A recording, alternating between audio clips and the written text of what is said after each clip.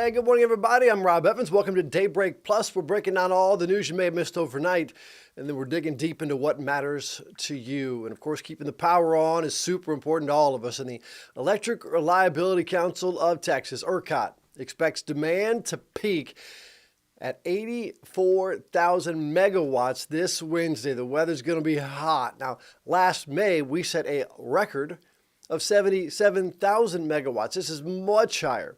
According to the power grid manager, 1 megawatt powers, about 250 homes. But energy expert Doug Lewin says that we could even threaten to break the all-time peak demand of a little more than 85,500 megawatts. That was set in August of 2023.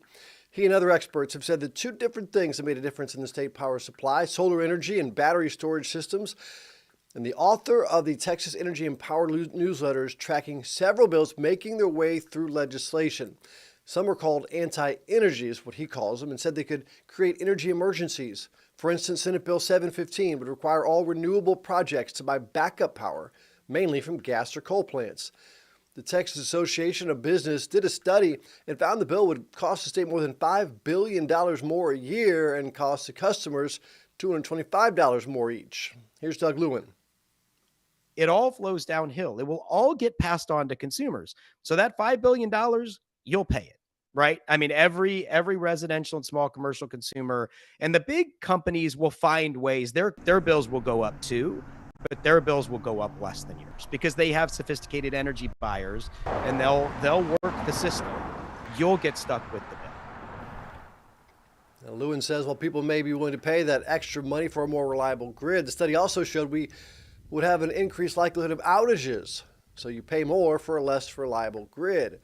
Lewin also talked about several other energy bills that he's in favor of. You can watch the full conversation right now on KVUE.com. And because it's going to be so hot out there, Austin's Homeless Strategy Office sent out texts to more than 3,500 people to remind them about their options during this dangerous heat. They say library branches and parks and rec centers can all be used as cooling centers during normal operating hours. Anybody can stop on by to cool off. More on the weather in a minute, but for now we continue to monitor the future of Austin ISD's middle schools. Webb Middle School, one of 3 at risk of a state takeover. Last night that school was packed with teachers, with parents and students asking why so many changes had to be made. The TEA gave Webb Middle School an F accountability rating for the last few years. So to keep the school from being taken over, the district is doing what it calls a restart. Per TEA rules, only certified teachers can come back. They must also have at least 2 years of experience. Now, one teacher who's been invited back says she has been teaching at Webb for 6 years. I know that the rest of my team will not be coming back. I feel that I am betraying my family. Now, another TEA requirement calls for the principal to have experience restarting a school. Many staff and students made it clear, though, they're not happy about their principal being replaced. The district plans to submit their plan to TEA June the 12th. And it's crunch time for the Texas House. Any bills that have not had a second reading on the House floor by Thursday are effectively dead for this session. Right now, state lawmakers are working on a plan that would give a 2-year grace period to any school ordered to submit a turnaround plan this school year. But the main purpose of House Bill 4 is to replace the STAR test. KVUE's Adam Bennett is at the Texas Capitol with more. For more than a decade, the state has relied mostly on STAR test results to grade schools, but many parents and teachers say that those scores don't show the entire picture of how these schools are serving students. And they also say that they don't cover all of the material that these students should be learning. House Bill 4 would replace the end of the year STAR tests with 3 shorter tests throughout the year. One at the start of the year, one in the middle, and one at the end. State Representative Brad Buckley is HB 4's author. The Republican from Salado says he hopes to better prepare students for college. He took questions from lawmakers, and minutes before the approval of the bill, the initial approval, laid out the ways he believes this will help. This bill takes away the stress and the anxiety of one test, one day. It provides assessments that are instructionally relevant and they're actionable for our teachers. And this bill does not water down accountability. It provides for smarter accountability. If passed, most of these changes, including the replacement of the STAR test, would take effect this fall. The bill still needs one more vote in the House before it moves to the Senate. Reporting from the state capitol, Adam Bennett, KVUE News. All right, Adam, thank you much. It is a 7:06. Let's get a look at traffic and weather with the KC and Hannah. Yeah, good morning. We are heading into our early season heat wave that all kicks off today. This morning, we've been fairly comfortable, 50s, 60s. Look at that sun, though, now up over the horizon, and that's what's going to be warming things up quickly for today. Temperatures right now still not too bad, actually pretty seasonable as we start this Tuesday morning. 63 at the Austin airport, 64 for Camp Mabry. But we've got low dew points, dry air, comfortable right now, but it's that dry air that really heats up quickly, especially when you pair it with a southwesterly wind, which we're going to see today. First heat advisory of the season here across much of the KVUE viewing area. That starts at 1 p.m. this afternoon as we start to reach those temperatures. It'll already, for many of us, be at 100 degrees by 1 p.m. today. And then continues through 9 p.m. tomorrow for temperatures that'll be as hot as 110 degrees. Let's talk about our heat risk potential, because this is something that we're going to be monitoring not just today, but certainly into tomorrow, Thursday, and likely even into the end of the week, as the heat's going to just stick around here for the next several days. Today, we're looking at a moderate heat risk potential. That means those that are a part of those sensitive groups really need to monitor this. And then by tomorrow, we start to see more of a major heat risk potential be included across the area. That means those that don't have adequate heating, or excuse me, adequate cooling, I should say, or adequate water going to be impacted by this heat. You can see it's as high as extreme down towards portions of the Rio Grande Valley. So some big time heat building here across the Lone Star State. We're going to be looking at our hottest temperature here locally on Wednesday, 105 degrees. The hottest May day that we've had on record was 104 degrees for Austin back in 1925. So right now we are forecast to break that tomorrow. All across the board, we are breaking records each and every day for those daily high records, including today, tomorrow, Thursday, Friday, and even Saturday, as I'm still expecting those triple-digit temperatures to linger even as we head into the weekend. This heat, it's really not going to be going anywhere anytime soon. Even as we head into next week, while I do think we're going to be losing the triple digits, we're still going to stay very close to that, with highs remaining in the middle and upper 80s through Tuesday, Wednesday, Thursday, where more records likely, I think, at least through Monday. It's really not until next weekend that we could start to see some changes with some improvements in both the rainfall department and our temperature department. But right now we are locked in with this very hot forecast. Currently dry. We will not see much rain at all here for the next week. Few passing high clouds as we take you into this afternoon. Notice that wind direction back out of the south and eventually southwest. That's what's going to help those temperatures soar by this afternoon. Taking a look across the area, here are your highs today. Hill country, you're going to be hottest here for the stretch of hot days. That's where you'll see the driest of the air. Again, easiest to heat up, the drier air. So 107 for your forecast high for Llano today, 103 for San Marcos, upper 60s from Cameron to Giddings out towards LaGrange. Tomorrow even hotter as we reach the peak of the heat. 105 for Austin. Temperatures could be again approaching 110 degrees out towards the hill country.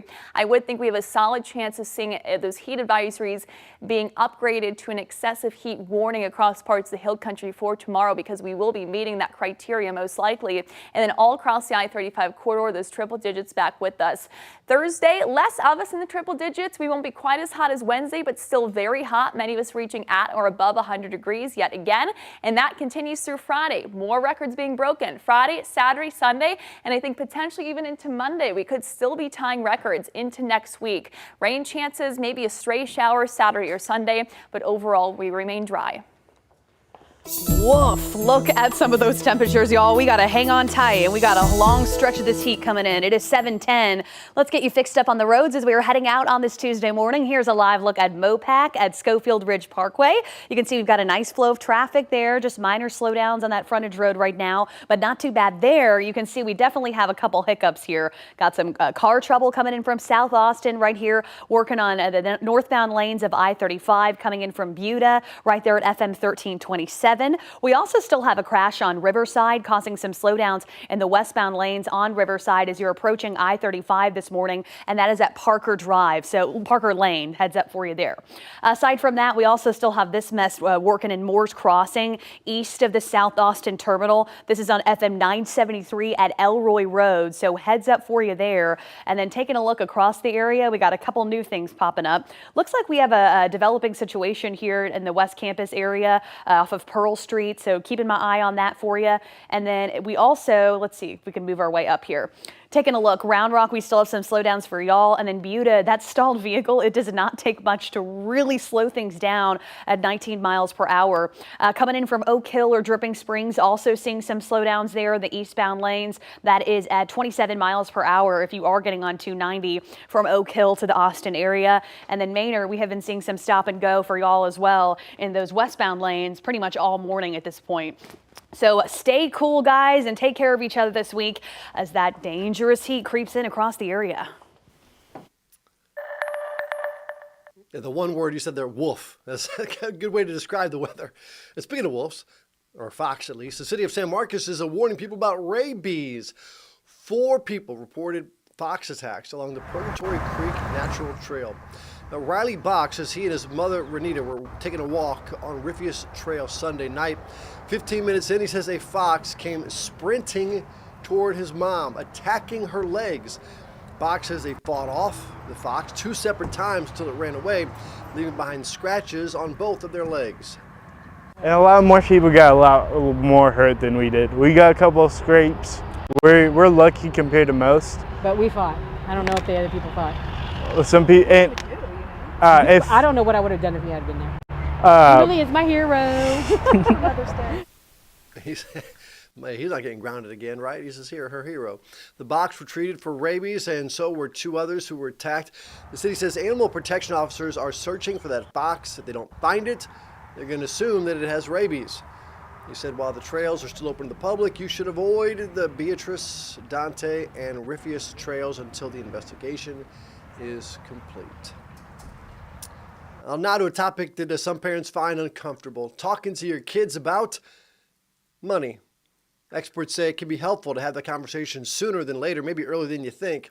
Here's ABC's Christiane Cordero with some tips. The financial world is becoming increasingly complicated, and experts emphasize teaching kids about money is crucial before they reach adulthood. The key for parents is to make learning about money fun, because that way kids feel like they want to talk to you about it and they don't just shut off when it feels like you're trying to teach them a lesson. NerdWallet's Kimberly Palmer advises parents or guardians to begin discussions when kids start asking for things, around 2 or 3, and explain the difference between needs and wants. Get them involved, whether it's asking them to help compare prices at the grocery store or discuss ideas to save for a vacation. An allowance can also be beneficial. Starting an allowance can also start relatively young. So as young as 1st grade, 2nd grade. In general, a good rule of thumb is to give a child $1 for every year old they are. It gives them the independence to make mistakes. For example, buying something that they later regret and think, oh, maybe next time I'll think ahead or think twice before making a big purchase. It's okay to let them make those mistakes. And in fact, it can be helpful because then they're less likely to make bigger mistakes later on. And don't be afraid to get creative. So you might have a piggy bank, for example, that you can see every day. Slowly you're building up more money into it. Some kids like even drawing a chart. So say they have a savings goal of $20 because that's how much the toy they really want costs. You can show visually on a chart that they can see posted in the kitchen how they are slowly growing that savings until they reach the goal of $20. Lastly, experts advise to keep an open mind and be flexible as each child learns differently. Christiane Cordero, ABC News, Washington. Some good advice there. Well, Consumer Reports just released its exclusive annual sunscreen rating, putting more than 100 products to the test. The results reveal surprising differences in protection, even among the sunscreens from the same brand. Here's Dave Fazekas. Whether you're headed to the beach or working in your garden, sunscreen is essential. But Consumer Reports' latest tests of over 100 sunscreens reveal surprising gaps in how they actually protect you from the sun's cancer-causing rays. We found major performance differences among sunscreens, even those that came from the same brand. And in some cases in CR's tests, the protection offered didn't match the SPF that's listed on the label. Experts recommend using sunscreen with at least SPF 30.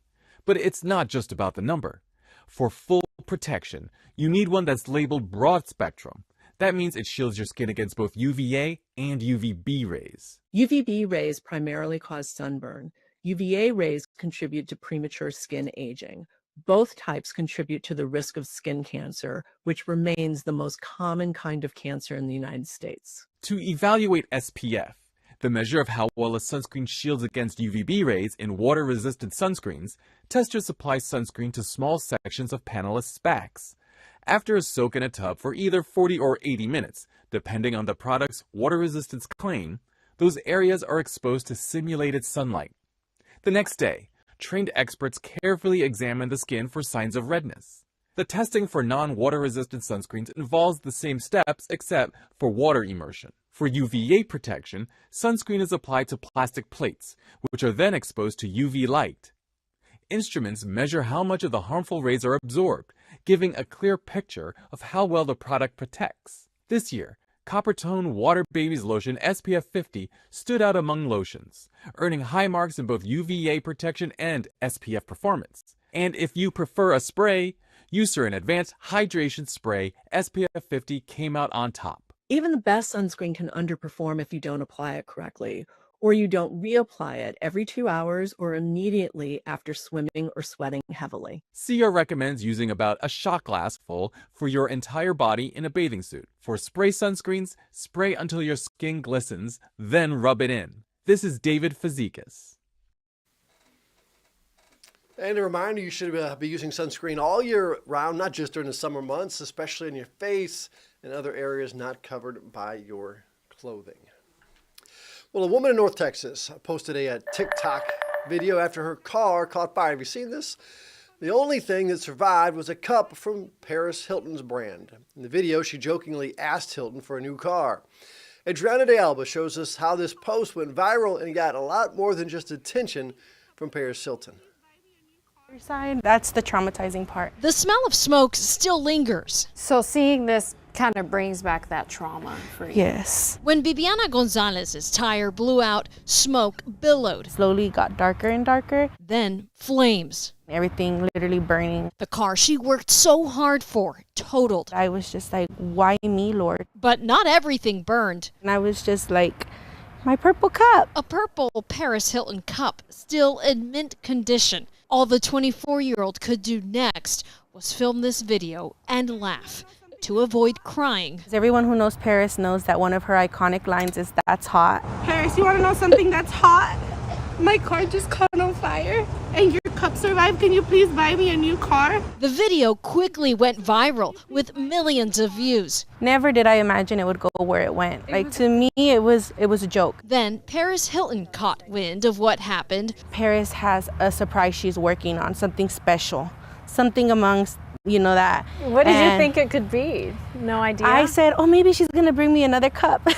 Little did she know. Hey guys, I'm on my way to Dallas right now. Like a flashbulb fantasy, the queen of Y2K made her surprise entrance. She looked like a literal angel. They talked, bonding over Bibiana's work with the disabled community. I see the Carvana truck pull in, and the car is on top with the big pink bow. Balloons are flying out the window. The rest was a blur. Oh my God! But my body, it went into instant shock. A brand new car from her idol. We felt like a dream. A real life fairy tale with her new fairy godmother. And a new car isn't all Bibi received. I felt like she gave me hope. Hope, knowing sometimes even hardship can lead to blessings. In Dallas, I'm Adriana de Alba. I love seeing that. Good to see Paris using her celebrity for good right there. And we leave this morning with something to talk about. A rodeo stunt in Fort Worth took a wild turn. A Texas rapper got hit by a bull. Look at this. Look at this right here. Oh my goodness. Artist That Mexican OT was a guest coach at the rodeo. I'm watching. Was a guest coach at the rodeo in Fort Worth's Cowtown Coliseum. Video shows him narrowly avoiding 2 brutal hits, but on the 3rd try there, he was not as lucky. Yikes, he got tossed into the air. Now, thankfully, he did walk away, somehow was okay. PBR captured this video on social media, quote, "That Mexican OT is bucking insane." My goodness. All right, that's it for Daybreak Plus. Let us know what you would like to talk about. Message us at 512-459-9442, 512-459-9442. You can also message me on social media at Rob Evans TV, on Instagram, on Facebook, on X. And stick around because Daybreak continues right here on KVUE Plus. Goodbye, everybody.